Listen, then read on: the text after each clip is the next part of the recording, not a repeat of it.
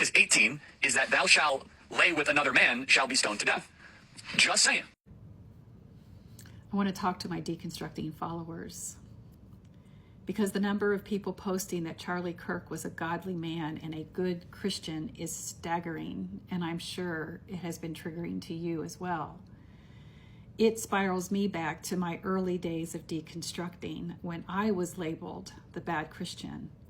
Somehow, the bigot gets elevated, and those who resist hate and want to live with empathy, the very thing that people like Charlie Kirk called a new age thing that does a lot of damage, we get condemned.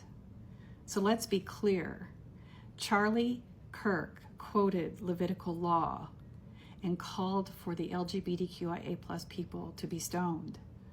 He mocked black women, saying they had taken jobs from qualified white men.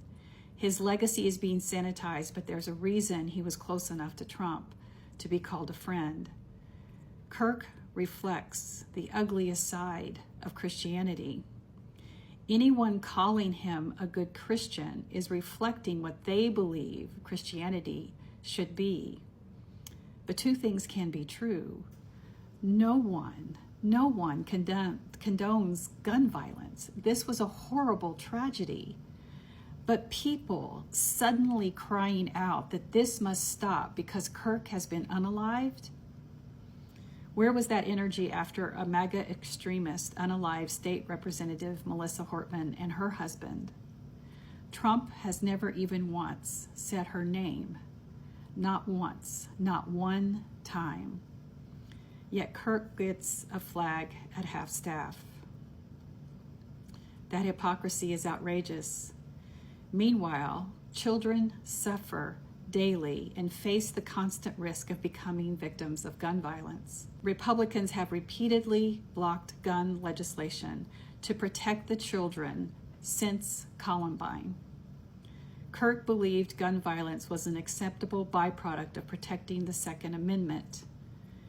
And in the end, that's exactly what happened to him.